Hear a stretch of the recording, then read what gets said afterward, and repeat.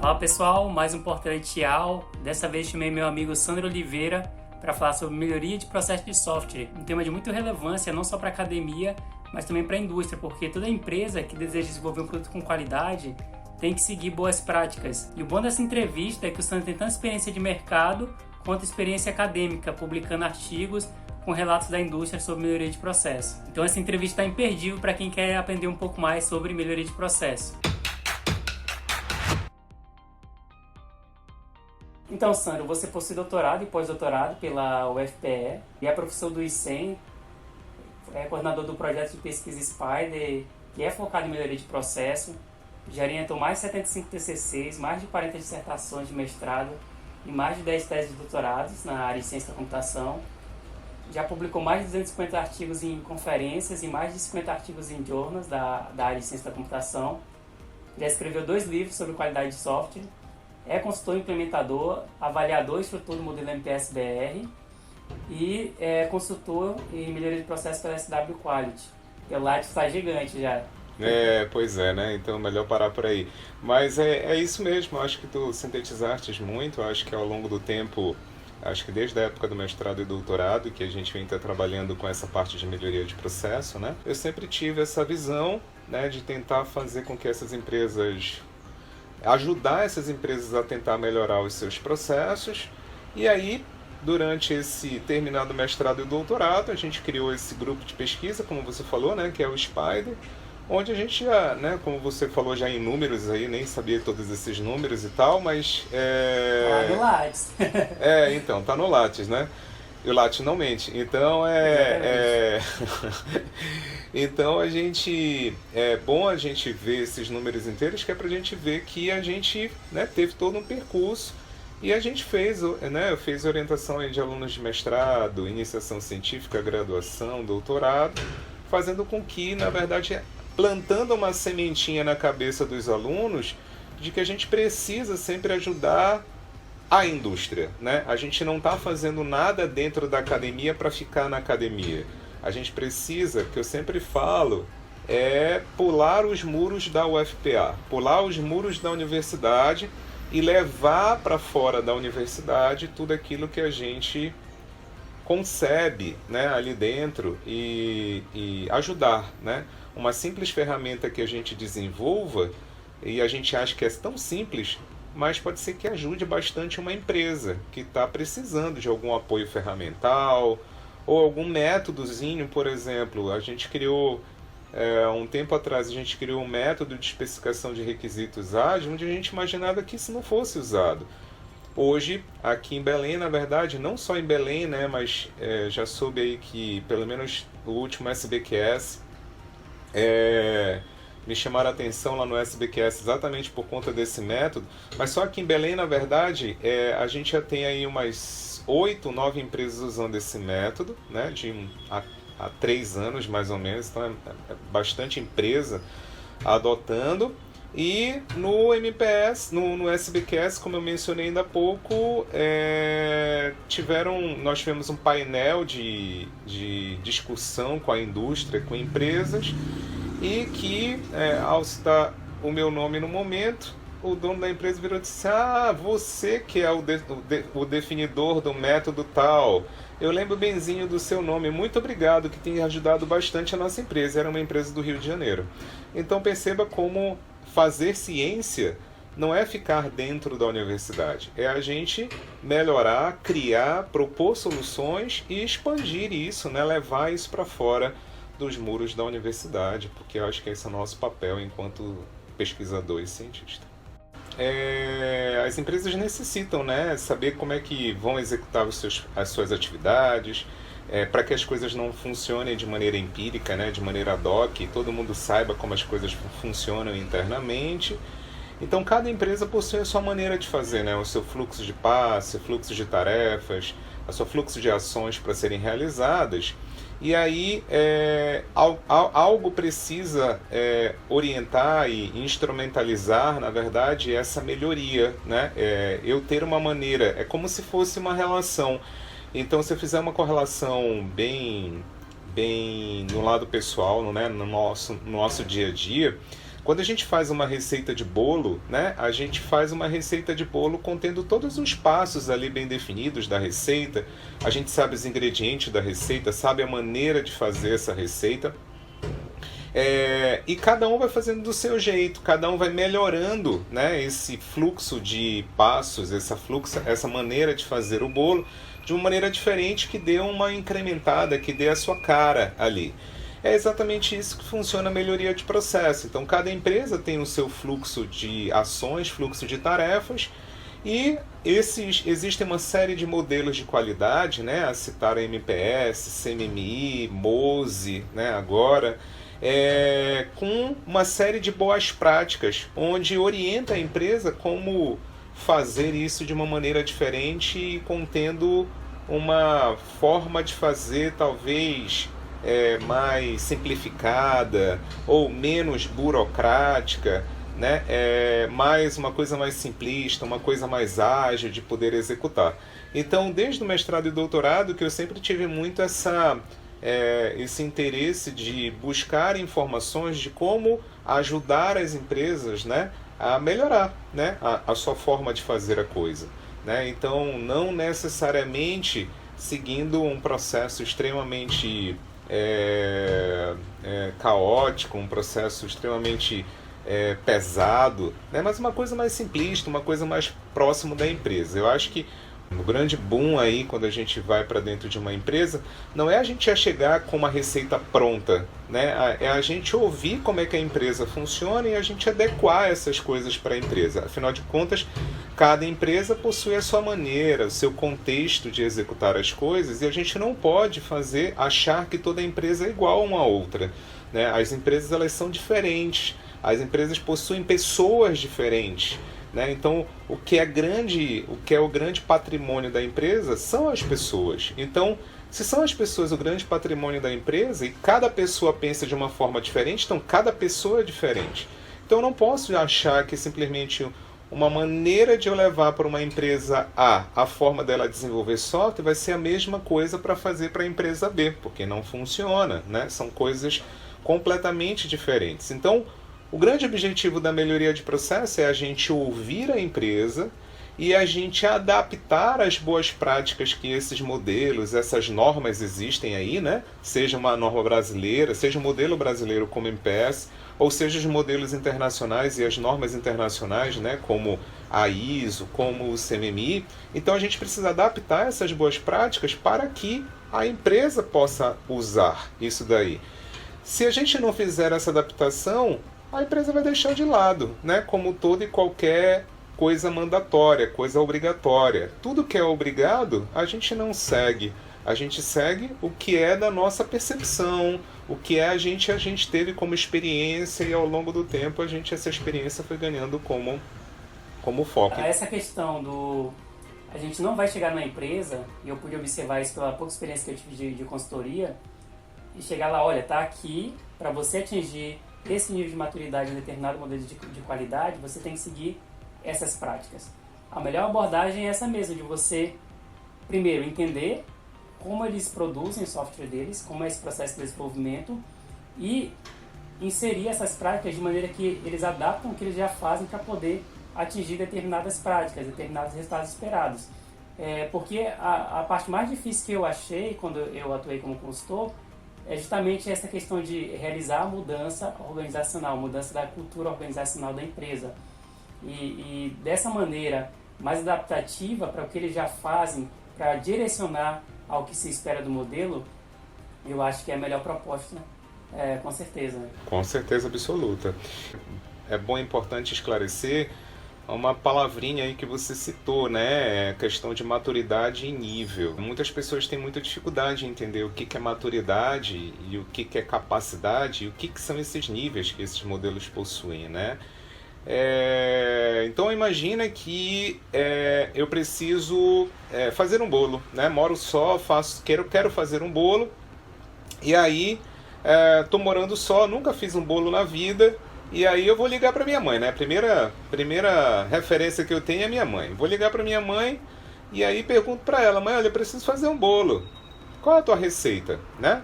Então ali, essa receita que ela tem eu vou pegar essa receita dela e vou botar em prática essa receita. Então, quando eu pego uma receita pronta de alguém e boto em prática, isso significa dizer, se eu botei em prática e no final saiu o bolo de fato, né, aquele de acordo com aquilo que a receita se propunha fazer, se sair um bolo de fato no final, isso significa dizer que eu tenho capacidade. Então, a capacidade é a habilidade que eu tenho de aplicar uma receita, né? Então, se eu tenho capacidade de pegar uma receita de alguém e aplicar, isso eu estou definindo capacidade. À medida do tempo, se eu apliquei essa receita várias vezes, né? E ao longo dessas várias vezes que eu apliquei, começo a adaptar essa receita, ou seja, começo a dar o meu ponto, né? O meu ponto de experiência que eu tive nessas várias aplicações dessa receita, significa dizer que eu comecei a ter a habilidade da maturidade. O que é maturidade? A partir do momento em que eu apliquei várias vezes uma receita e comecei a adaptar essa receita botando, sei lá, um chocolatezinho um pouco a mais, botando um chantilly, botando um morango ali, reduzindo a quantidade de açúcar, talvez acrescentando um pouquinho mais de fermento para turfar mais a massa, né? Estou falando aqui coisas esdrúxulas, não sei de bolo nenhum, mas se eu tiver que fazer essas adaptações, significa dizer que eu já tive maturidade porque eu já apliquei tantas vezes aquela receita que eu ganhei essa habilidade de me tornar maduro nisso. Então eu vou escrever a partir de agora a minha receita. Então essa é a maturidade, é a habilidade que eu tenho de escrever a partir de agora a minha receita. Não vou mais precisar da receita da minha mãe. Então agora eu já tenho a minha receita própria para fazer o bolo. E aí esses modelos, eles trabalham exatamente isso, né? Fazendo com que a empresa tenha essa maturidade e essa capacidade. Só que o que acontece? Né? Dentro de software, a gente tem uma série de práticas que a gente precisa aplicar, né? Uma série de processos, uma série de habilidades. Então, uma das habilidades é fazer gerência de projetos, né? Preciso gerenciar bem o meu projeto de software. Preciso fazer muito bem os nossos requisitos de software, preciso fazer muito bem a minha solução técnica, criar a minha arquitetura para antes de desenvolver alguma coisa. Preciso ter habilidade para testar aquilo dali. Então tem uma série de habilidades ali dentro. Então o que esses modelos fizeram?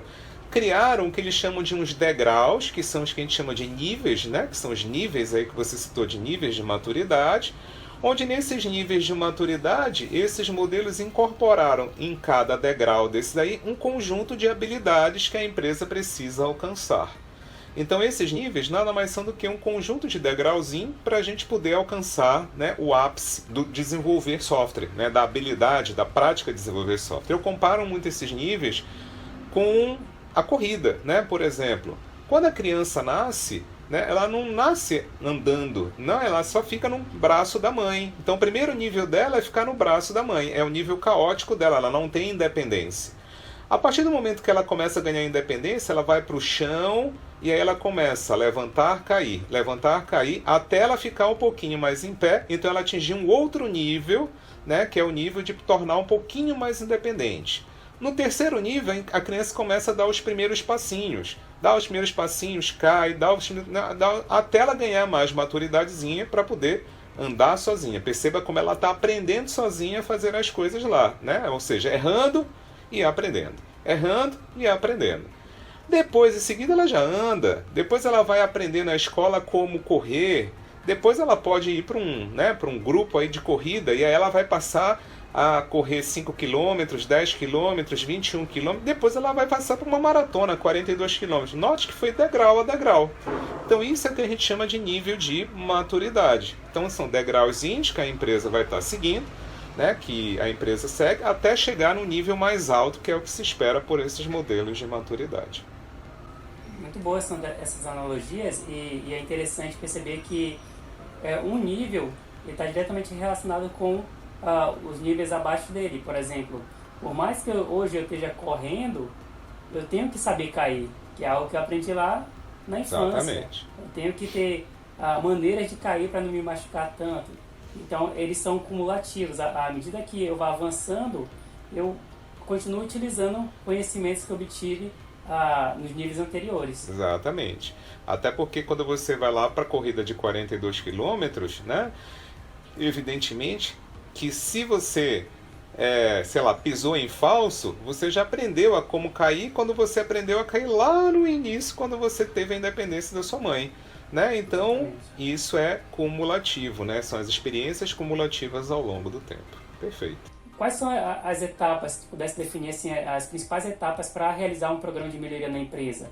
Cada consultor, na verdade, tem a sua própria metodologia de trabalho, né? Evidentemente, e isso não é um padrão, né? Como todo processo, como eu falei ainda há pouco. Se eu disser aqui qualquer receita de bolo pronta, eu vou estar dizendo, eu vou estar me próprio contradizendo com relação ao que é melhoria de processo. Afinal de contas, cada consultor tem a sua melhoria de processo, né? A sua maneira de fazer melhoria de processo. A maneira que eu acho mais adequada, né, para adaptar esses modelos, né, como eu falei, os modelos que possuem as boas práticas, como MPS, CMMI, ISO, MOSE e etc, essa opinião de letrinhas, a maneira que eu acho mais adequado é, inicialmente, a gente faz o que a gente chama de diagnóstico dentro de uma empresa, né? Então, o primeiro ponto que a gente vai fazer é conhecer a empresa. Então, é criar um diagnóstico. É como se a gente fosse visitar um médico, né? A primeira coisa que o médico vai perguntar é fazer um diagnóstico da gente, né? É verificar exatamente como é que a gente está, para ele poder saber quais são os nossos sintomas. Então, é exatamente isso que a gente faz nas empresas, né? A gente atua como se fosse um médico. Então, eu vou na empresa para verificar quais são os sintomas que a empresa tem, o que funciona bem na empresa, né? O que as pessoas da empresa dizem que não gostam de fazer, a maneira de não gostar de fazer. Então a gente começa a ouvir um pouquinho sobre quais são os principais clientes dessa empresa, né? Porque pode ser que a empresa só atue com órgãos, né, com órgãos privados, empresas privadas, mas pode ser que a empresa atue com órgãos públicos. E aí a gente sabe que o nível de exigência é diferente de um para outro. Então eu preciso conhecer muito bem a empresa, né? Que é contextualizar muito bem a empresa, que é o que a gente chama dessa fase de diagnóstico. Passada essa fase de diagnóstico, aí a gente começa a fazer um planejamento, né, de coisas que a gente vai precisar atuar dentro da organização. Por isso que a gente faz esse diagnóstico, para que eu possa, a partir desse diagnóstico, começar a montar um plano, né, de ações que eu tenho que conduzir dentro da empresa. Esse plano, ele tem uma série de atividades, como eu preciso treinar as pessoas em alguma boa prática, eu preciso tentar verificar alguma ferramenta que eu tenha que incluir dentro da empresa, ou eu preciso ainda pegar alguma prática que a empresa já execute e trazer para continuar ela fazendo do mesmo jeito. Ou eu tenho que redirecionar pessoas dentro da empresa, pessoas que talvez tenham um perfil muito mais gerencial, deixam de ser desenvolvedoras e passam a ser pessoas de gerente de projeto, ou vice-versa, né? Já aconteceu isso recentemente numa empresa que eu estava dando consultoria, era um gerente de projeto, mas que ele tinha um perfil muito mais de desenvolvedor, e aí a gente acabou trazendo ele para a arquitetura, porque ele tinha muito mais esse perfil, ele estava completamente desmotivado sendo gerente de projeto. Então a gente faz é o que a gente chama da dança das cadeiras, né? Então a gente começa a tentar montar ali, né, a estrutura da organização, verificar os setores que a empresa possui, né? Então tudo isso vai estar nesse plano de ação. Passada a definição desse plano, a gente bota em prática tudo isso, né? Então todas essas ações que eu acabei de mencionar, como treinar as pessoas, encontrar ferramentas, começar a fazer reuniões constantes toda semana com as pessoas da empresa, para a gente poder verificar se aquilo que a gente está propondo, se de fato as pessoas estão usando, né, na prática. Então, acompanhar todo esse trabalho junto com a organização. Paralelo a isso, a gente faz o que a gente chama de um gap analysis, né? Então, vai verificar se, de fato, aquilo que se planejou e aquilo que se botou em prática, se funcionou, né? Não adianta a gente simplesmente planejar, executar, sem avaliar a eficácia e a eficiência disso que a gente botou em prática. Então, funcionou para a organização? Pode ser que um determinado método funcione muito bem para uma, mas não funcione para outra.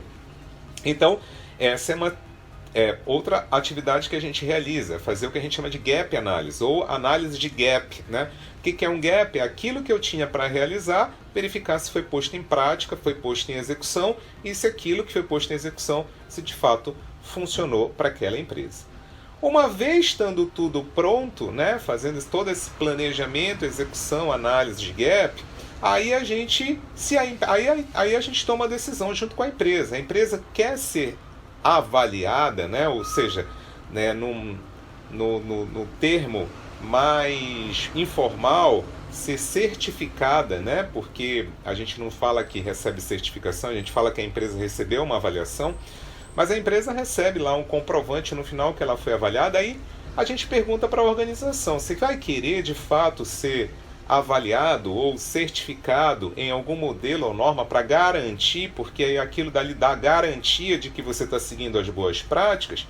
Se a empresa disser que sim, aí a gente organiza todo o material conforme orientações de cada modelo ou de cada norma, né? Então, cada modelo e cada norma tem uma maneira de fazer a sua avaliação, que a gente chama de avaliação oficial, que é aquilo que vai comprovar que, de fato, a organização alcançou essa garantia.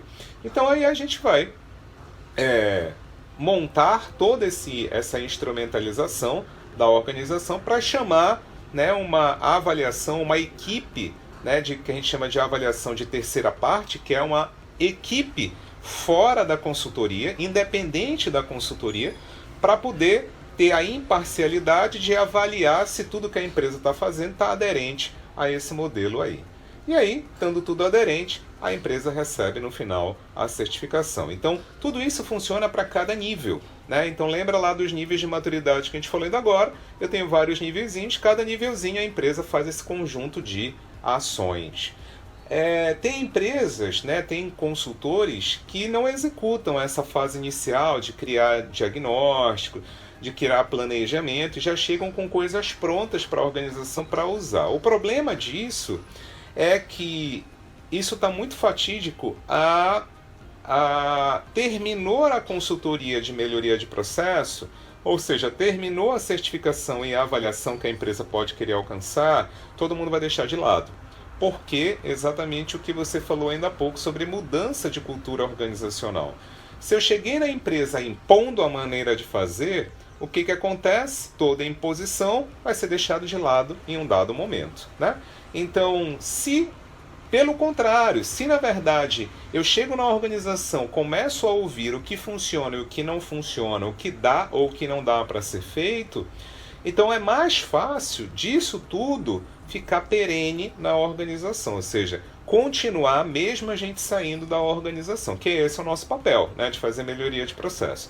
E para fazer tudo isso, é por isso que eu falei que a gente precisa ouvir a empresa, fazer esse diagnóstico, fazer um planejamento muito bem definido, ouvir todas as pessoas na organização, avaliar se isso funcionou muito bem e no final fazer a danada da certificação, que é exatamente esse o grande objetivo da grande maioria das organizações, né?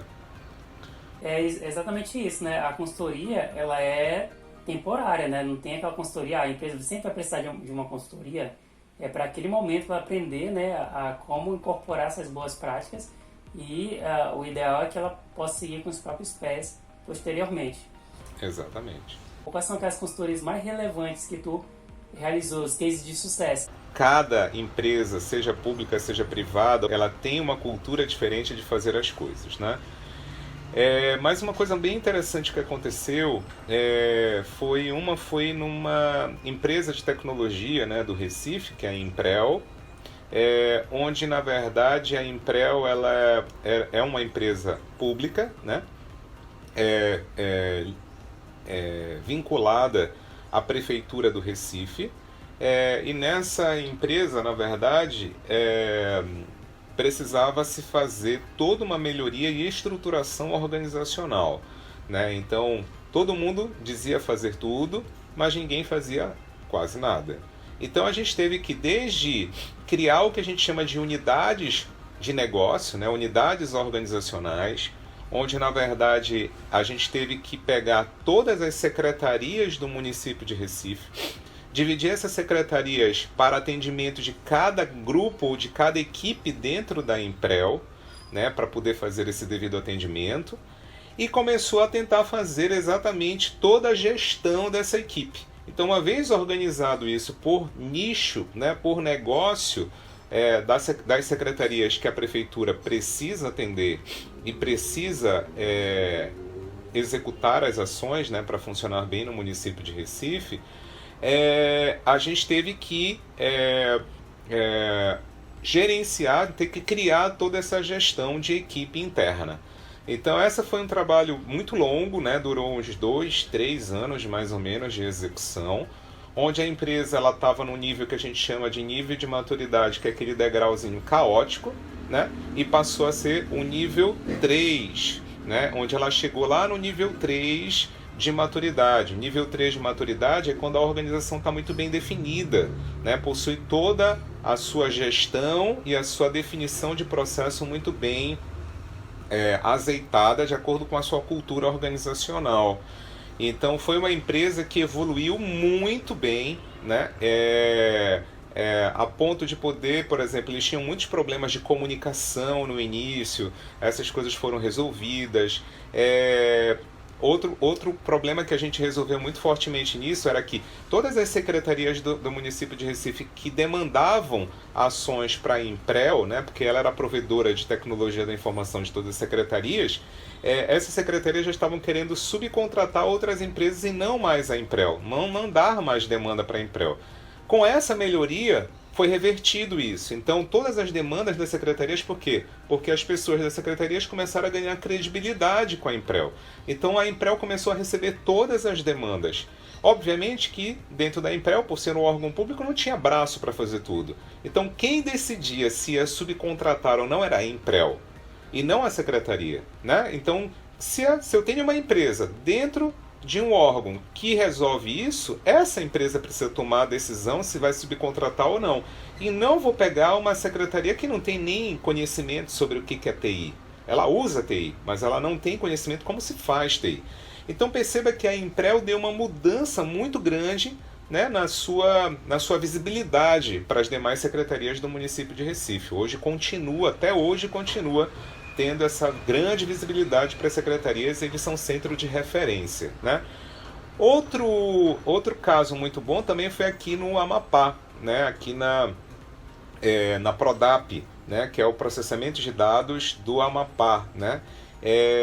E aí no processamento de dados aqui do Amapá, na Prodap, a Prodap já estava fechando as portas, tá? Era um órgão que provê serviço para o governo do estado do Amapá, mas que já estava fechando as portas porque toda e qualquer demanda que chegava, eles não conseguiam atender. Por quê? Por falta de gestão, né? Não gestão estratégica, mas gestão mesmo tática, gestão operacional de como produzir as coisas. E aí a gente começou a fazer esse trabalho lá de implantação, de gestão também, organizar toda essa estrutura em equipes, verificando todas as secretarias que existiam e verificar quais são os nichos de negócio e estar atuando em cada equipe. A ponto de, em um ano, na verdade, a gente fez essa mudança de perfil da Prodap. Hoje a Prodap, para vocês terem uma ideia, a Prodap está fazendo consultoria para todas as secretarias que não acreditavam na Prodap lá no início. Então note como mudou toda a postura.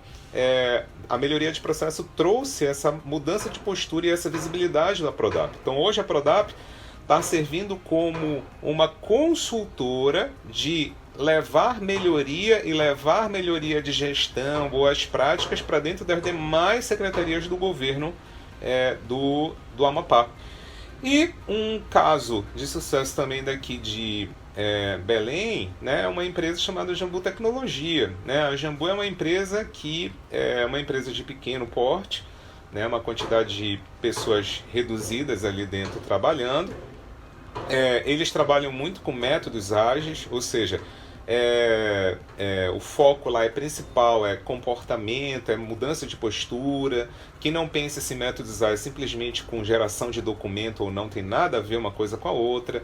Nos métodos ágeis precisam ser registradas coisas, precisa se gerar documentação sim, mas o grande foco dos métodos ágeis é postura e comportamento, né? É fazer com que as pessoas comecem a colaborar, se comunicar mais uma com as outras, participação, né? Envolvimento e comprometimento das pessoas, né? E aí lá na Jambu, o grande problema que se tinha lá era assim: como é que eu consigo encaixar uma empresa que trabalha muito com métodos ágeis com modelos que a literatura diz que são prescritivos, né? Ou seja, modelos que possuem toda uma prescrição dizendo que precisa fazer isso, é obrigado a fazer aquilo, é exigido fazer aquilo outro. E os métodos ágeis têm mais liberdade para usar as coisas, né? De eu não ter exigência de fazer isso ou exigência de fazer aquilo, mas sim mais com postura e comportamento. E a gente conseguiu adaptar tudo isso. Então, ao invés da empresa, da Jambu, por exemplo, trabalhar com atas de reunião, vamos fazer uma reunião, vamos fazer uma ata de reunião aqui textual. A Jambu não trabalha desse jeito. A Jambu trabalha exatamente gravando um áudio. Então ela grava o áudio da reunião, esse áudio vai subir depois para um repositório, e nesse repositório todas as partes da reunião desse áudio são tagueados. Então se eu quiser saber aonde qual parte da reunião que eu discuti sobre aquilo, ele vai levar exatamente já direto para aquilo dali. Da mesma forma como tudo que está na parede, né? Então nos métodos ágeis a gente trabalha muito com quadros, né, que vão para a parede, que são chamados de os canvas, né, que vão para a parede, todos aqueles quadros. E a gente trabalha com os post-its, né, da vida. Tudo que vai para a parede lá, eles batem uma foto e sobe para o repositório deles para manter histórico daquilo dali. E tudo aquilo dali é tagueado também. Então eles fazem reconhecimento tanto de voz quanto de texto ali daquelas imagens ou dos áudios que são encaminhados. E com o passar do tempo, essa forma de fazer, né, uma forma mais flexível de fazer, mas que atenda a todos esses modelos de qualidade, como eu citei anteriormente, depois esses modelos utilizaram exatamente como referência essa forma de fazer da própria Jambu. Então, a própria Jambu serviu como referência dentro desses modelos de maturidade, como o próprio CMMI. Se a gente pegar hoje, o CMMI já recomenda muito se utilizar métodos ágeis. Lá dentro faz citação exatamente à Jambu Tecnologia. Por quê? Porque a maneira como a gente fez na Jambu foi uma maneira mais simples e que conseguiu atender todas as exigências que esses modelos possuem, que são os modelos aí, né, com pré-definição, com formas prescritivas de fazer a coisa. Então, acho que esses 3 casos, né, dentre outros que a gente tem, são excepcionais para a gente poder citar como uma postura de comportamento. Hoje a Jambu ela tem bastante clientes atuando, né, continua uma empresa de pequeno porte, mas ela tem bastante clientes e bastante negócios atuando aí no mercado. Então isso deu uma melhorada na própria organização, que só tinha um cliente. Hoje ela tem um portfólio bem grande de clientes a atuar. Eu queria que tu fizesse recomendações para quem quer saber mais sobre melhoria de processo. Eu sou um pesquisador que não autorreferencio não, tá? Eu acho que não é legal e eu não gosto disso daí. Eu acho que as pessoas precisam depois procurar e se achar que seja interessante, eu acho que isso é bacana de pegar isso depois. Eu não gosto de me autocitar não, mas a gente, obviamente, como você citou no início, na verdade a gente tem mais de 200 trabalhos aí publicados em melhoria de processo. Tem livros, né, publicados, eu acho que também pode pegar esses livros aí, porque está tratando muito sobre melhoria de processo. Acho que são 2 livros muito bons, publicados em 2016, mais ou menos, que retratam toda uma história, né, de pesquisa dentro da área de melhoria de processo. Falar um pouquinho sobre melhoria de processo, eu acho que existem 2 livros bem básicos, assim, eu acho que qualquer aluno poderia estar pegando e poderia estar utilizando para entender um pouquinho sobre melhoria de processo. Até vi recentemente que esses 2 livros já possuem seções e capítulos ali dentro que tratam sobre melhoria de processo, tratam sobre métodos ágeis, tratam sobre modelos de maturidade, que eu falei ainda há pouco, né, sobre MPS, MMI, ISO e etc e tal, que são os 2 livros básicos de engenharia de software, né? Um do Roger Presman e do outro do Ian Somerville. Eu acho que todos 2 são livros básicos para quem é aluno de graduação, para poder compreender e entender muito bem sobre o que é melhoria de processo. Eu acho que esses 2 livros são livros de cabeceira, para a gente poder sempre estar utilizando e sempre saber o que é fazer melhoria de processo. Existe um outro livro que é bem interessante, chamado, é um livro de melhoria de processo de software, tecnologia de processo de software, que é do Humphrey, né? Ele é um livro bem antigo, na verdade, é de 1989, se eu não estou enganado, E esse livro do Humphrey, na verdade, é um livro que ele, apesar de ser de 1989, ele segue até hoje. Ele é o pai da maturidade, ele é o pai da capacidade, né? Tudo isso que eu falei sobre a definição do que é maturidade e do que é capacidade, surgiu com Humphrey. Então é um livro que é em inglês, tá? Mas a leitura dele é muito simples de se compreender. E eu acho que esses 3 livros eu acho que são básicos para a gente poder compreender muito sobre melhoria de processo, sobre como tudo começou, né? Então eu acho que os dois, Duas de Engenharia de Software, do Roger Presby e do Ian Somerville, e o livro do Humphrey, né? Que fala exatamente sobre tecnologia de processo de software, melhoria de processo de software de maneira geral. Existem N conferências, né, no mundo inteiro tratando sobre melhoria de processo. Existem conferências que são mais práticas, né? Aqui no Brasil mesmo existe o SBQS, que é o Simpósio Brasileiro de Qualidade de Software, e o Simpósio Brasileiro de Engenharia de Software, que são 2 que tratam bastante sobre melhoria de processo, tá? Não significa dizer que os demais não tratam também, mas o SBQS ele possui inclusive uma trilha, que é uma trilha que a gente se envaidece muito dentro, que fala sobre relatos de experiência, né? É uma das únicas, na verdade, conferências no Brasil que falam sobre relatos de experiência. Tá? Tanto que, na verdade, as outras conferências até vêm com a gente para a gente poder orientar como é que a gente faz isso. Por exemplo, ultimamente eu estava querendo escrever um relato de experiência para uma conferência, e nessa conferência, na verdade, eram 2 páginas. Como é que você vai relatar uma experiência em 2 páginas? Impossível. Né? E aí não tem como é que você relata todo o detalhe que aconteceu de melhoria dentro de uma organização em 2 páginas? Não existe isso. Então está faltando um pouquinho mais de experiência para essas pessoas, e reconhecer que relato de experiência é importante também. Não é à toa que a maior parte dos periódicos, né, que são revistas científicas, eles já reconhecem relatos de experiência mais longos, né, mais detalhistas, como sendo parte da ciência. Por quê? Porque, como eu falei logo no início, eu não posso simplesmente fazer ciência ficando dentro da universidade. Eu tenho que pular os muros da universidade e levar para fora. Eu só vou conseguir testar as coisas levando para a indústria, onde é na indústria que eu vou ter uma série de problemas com fatores externos, né? Então, problemas com clientes dessas organizações que a gente está fazendo melhoria de processo, riscos que não são pensados dentro da própria universidade, mas que são pensados na própria indústria. Então, esses simpósios, eles tratam exatamente disso. Simpósio Brasileiro de Qualidade de Software, Simpósio Brasileiro de Engenharia de Software aqui no Brasil. E existem outros mundo afora, né? O mais top deles é o ICS, né? Que é a Conferência Internacional de Engenharia de Software.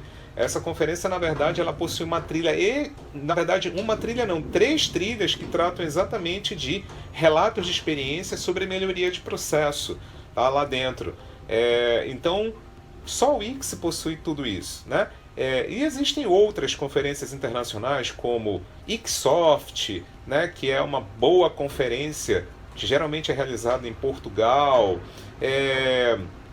O Quatic, né, que é realizado também em Portugal, o ENASE, que é realizado em Portugal. Então essas conferências trabalham com melhoria de processo, e todas elas, na verdade, possuem todos os seus anais, né, todos os artigos publicados disponíveis para que a gente possa estar fazendo consultas nele. Então eu acho que é uma boa fonte de busca, né?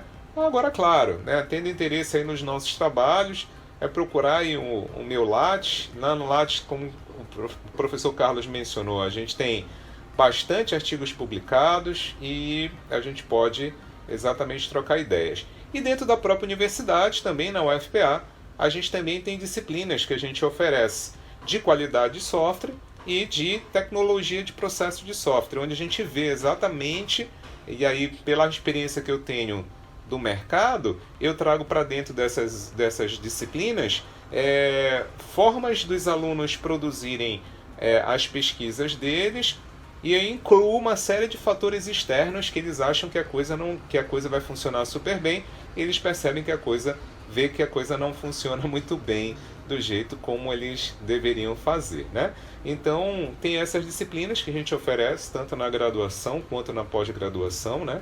e a gente faz exatamente esses trabalhos. Então hoje a gente está adotando muito essa metodologia aí do aprendizado baseado em projetos, baseado em problemas, exatamente para a gente ver na prática, de maneira ativa, como é que o aluno poderia estar botando em prática esses conceitos que esses livros, essas conferências, esses autores desses artigos, dessas conferências indicam. Mas aí precisa ser na prática, precisa sentir na pele, né? Quando a gente sente na pele, aí sim a gente percebe que a coisa é de uma outra forma, né? Pegar também, por exemplo, o nosso modelo, né, nacional, o MPS-BR, né? E o próprio Mose também, no MPS, é www.softex.br/MPSBR, tudo junto, onde lá dentro tem uma biblioteca contendo uma série de artigos falando sobre melhoria de processo utilizando o MPS. Dentro do MPS a gente tem um workshop anual do MPS, onde se discute muito sobre melhoria de processo. Então dentro desse site tem lá esse evento chamado WAMPS, né, que é o Workshop Anual do MPS. E o Mose também, né? O Mose é um modelo que, baseado nas experiências que a gente teve ao longo do tempo, se criou para fazer exatamente analisar o sucesso dos empreendimentos, e não necessariamente apenas de TI, mas para toda e qualquer organização, para todo e qualquer tipo de empresa. Dentro desse site possui também uma biblioteca muito vasta de artigos falando sobre melhoria de processo, não necessariamente para software, né? Então não necessariamente a gente pode transcender um pouquinho o contexto, não apenas para software, mas para todo e qualquer tipo de organização, como se faz melhoria de processo em qualquer tipo de organização. Afinal de contas, toda e qualquer organização, independente de ser de TI, precisa de processos de trabalho, e todas elas precisam de melhoria também. Então, essas são as minhas recomendações. Qualquer dúvida que tiverem, posso deixar, né, o meu e-mail, e aí vocês podem mandar qualquer dúvida para mim, né, para a gente poder tirar dúvidas. E eu estou, né, num programa de pós-graduação em Ciência da Computação da Universidade Federal do Pará, onde a gente, como eu falei no início, a gente faz bastante orientações dentro dessa linha, né? Então, é isso.